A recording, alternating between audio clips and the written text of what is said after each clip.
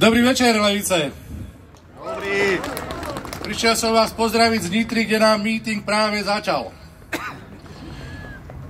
Je veľmi dobré, že sa tu stretávame. A priznám sa, že som sa do Levic tešil, pretože viem, že v Leviciach vždy bol veľmi silný duch občianskej zodpovednosti. A vidím, že je to pravda a ďakujem a teším sa s vami, že vás tu je toľko.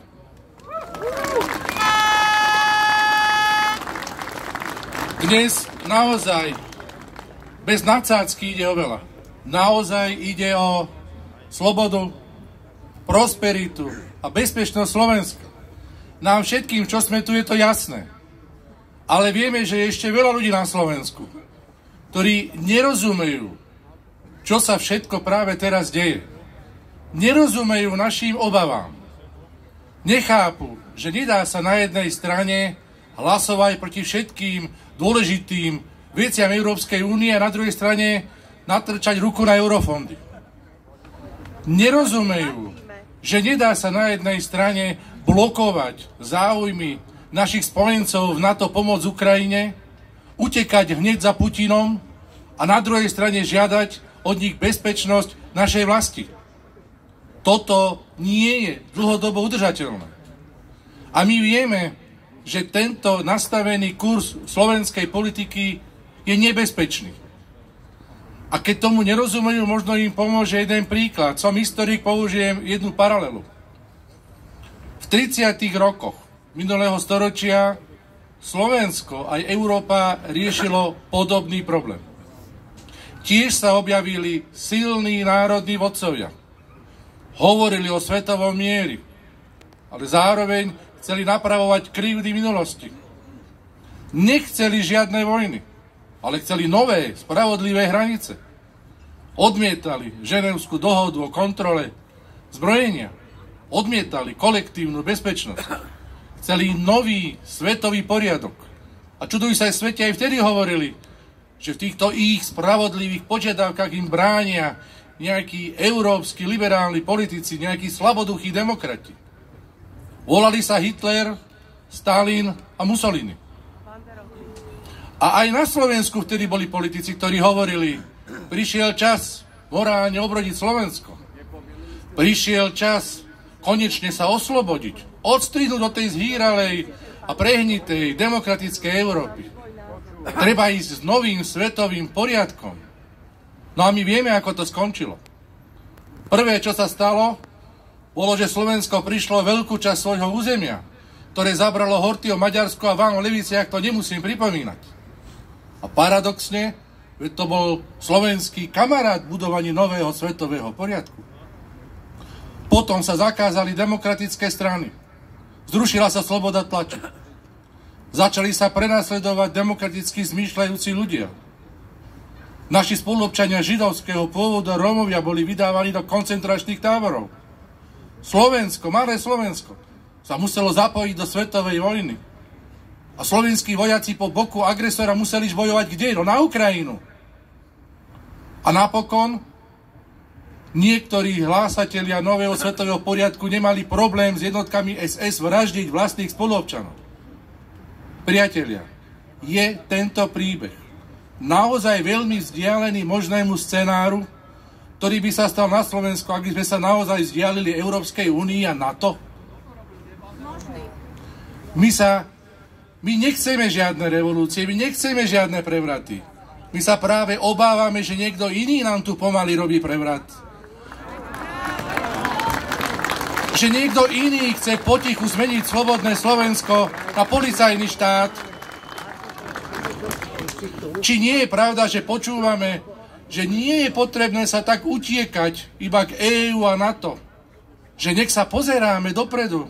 Či nevidíme, že Rusko, Irán, Čína, Severná Kórea a možno aj nejakí ľudia okolo nového prezidenta Trumpa snívajú o zmene medzinárodného systému. Že by možno opäť veľmi radi vrátili medzinárodný poriadok do časov druhej svetovej vojny, keď platilo jediné právo. Právo silnejšieho. A ono sa to naozaj aj deje. A nie je potom práve našou povinnosťou čo najsilnejšie sa zomknúť a ostať v Európskej únii a NATO? Nie sú práve v tomto slova o tom, že treba rozmýšľať o iných alternatívach vlastizradov? Priatelia, je veľmi dôležité povedať teraz jas a nahlas dosť. Dosť a stačilo. Stačilo.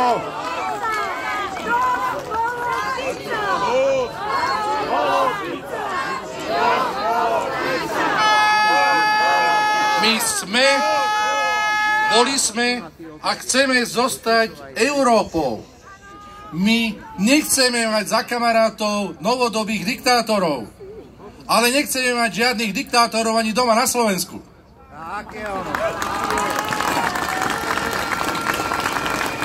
Chceme slobodu, chceme prosperitu a chceme bezpečnosť pre našu vlast. Ja viem, že 1, 2, ani 20, ani 30 mítingov a protestov to možno nezmení. Ale je veľmi dôležité, že sme tu a že to hovoríme nahlas. Pretože tým vysielame aj veľmi dôležité posolstva. Vysielame posolstvo k našim priateľom v Európskej únie na Ukrajine. Že my sme Európou a nechceme byť ruskou guberniou.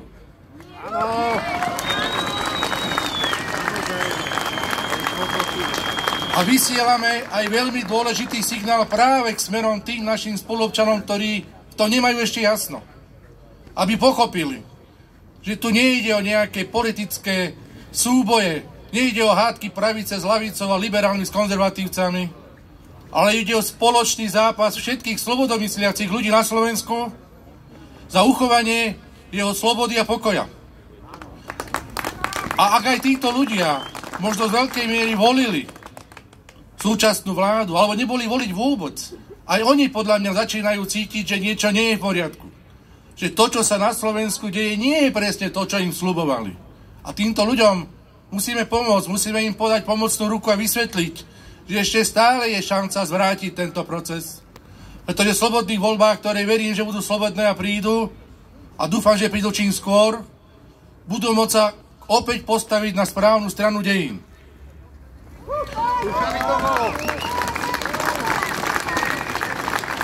Priatelia, budem končiť, ale pamätajme si, že zápas za slobodu nie je ani rýchly, ani ľahký a v podstate je trvalý a večný. Takže musíme vytrvať. Musíme vytrvať a nesmieme sa báť, aj keď je zima. Aj keď sa tu možno stretneme ešte viacej krát. To je veľmi dobré a už bude aj tak jaro chvíľu. Ale aj Milan Rastislav Štefánik povedal, kto nie je ochotný bojovať za svoju slobodu, nie je hoden. A my sme všetci, čo sme tu, je hodní.